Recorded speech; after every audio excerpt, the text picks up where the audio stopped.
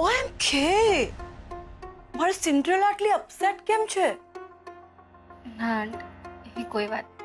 તારી મમ્મીથી તારા મનની વાત છુપાવી શકે, મારાથી નહીં.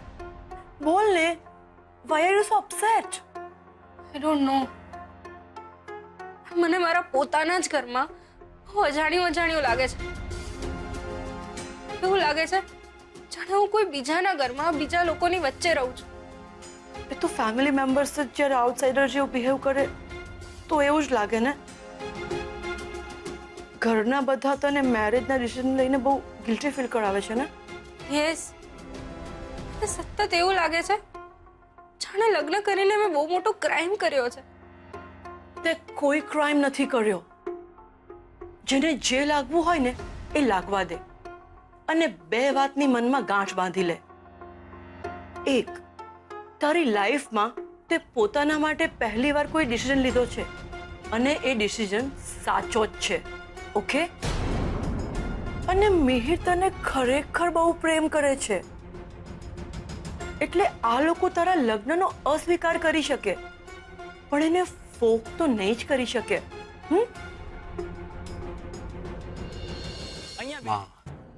આપણે જ્યારે આ મેરેજ ફોકસ કરવાના છીએ ને તો પછી કોમલના મંગળસૂત્ર અને સેથીના સિંદૂર વિશે આટલું બધું વિચારવાનું ના હોય. સાચી વાત છે આરવ.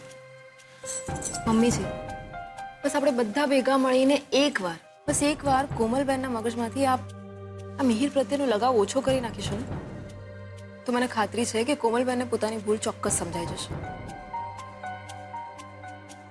પણ સોનુ, આરવ આમ કોમલને સમજાવીને એનું મંગળસૂત્ર અને સિંદૂર કઢાવીને ક્યાંક આપણે પાપમાં ના પડીએ. મમ્મીજી, આ જમાનામાં તમે આટલી જૂનવાણી વાતો કેમ કરી રહ્યા છો? પણ આયશા બેન, આમ સુહાગની નિશાની. સવિતાબેન પ્લીઝ, તમે છે ને આમ સિરિયલ અને ફિલ્મો જોઈને ટોટલ ફિલ્મી બની ગયા છો. ખબરદાર, જો આવું કંઈ પણ વિચારીને મને ટેન્શન આપ્યું છે ને તો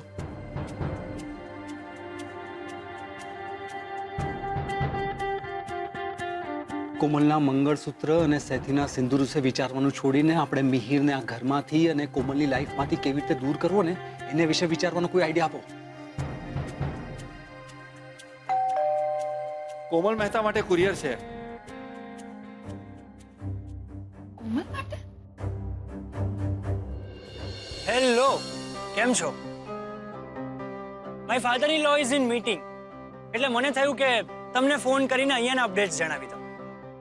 ના, એવરીથિંગ ઇઝ અંડર કંટ્રોલ યાર, તમે ચિંતા નહીં કરો. પણ એક વાત કહું, હૈદરાબાદની ડીલ કેન્સલ થવાનો એટલો સોલિડ એમને ઝટકો લાગ્યો છે કે એની કળ હજુ સુધી વળી નથી. હા, પોતે કંઈ બોલતા નથી પણ આઈ નો કે અંદરથી એ ખૂબ હલી ગયા છે. અને હા, એમને એવું લાગે છે કે મને કોમલથી દૂર અહીંયા લાવીને એ બહુ સ્માર્ટ ચાલ ચાલ્યા છે. પણ એમને ખબર નથી કે ચાલ ચાલવામાં આપણે પણ ક્યાં ઓછા છીએ, રાઈટ? અહીંયા બેઠા બેઠા કોમલને કેવી રીતે કંટ્રોલમાં કરવી એ મને ખબર છે પણ એમને નથી ખબર.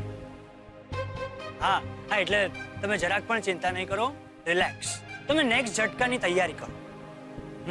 અને હું મારા ફાધર ઇન લોની દીકરીને કેવી રીતે કંટ્રોલમાં કરવી એની તૈયારી કરું. હા, ઓકે, બાય.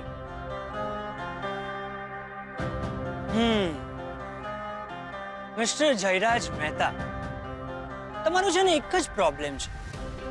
તમે તમારી જાતને તમે છો એના કરતા વધારે સ્માર્ટ સમજો છો અને મને મૂર્ખ. હવે મારો કમાલ જુઓ મિસ્ટર જયરાજ મહેતા.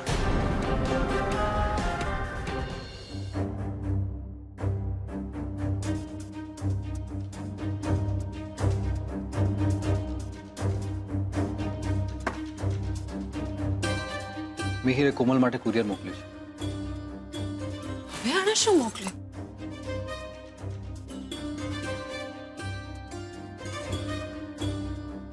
આરવ, શું કરો છો? કોમલબેનની ગિફ્ટ છે, આપણે એવી રીતે ન ખોલી શકીએ. મને મિહિર ઉપર બિલકુલ ભરોસો નથી, એટલે હું આ ચેક કરીશ જ.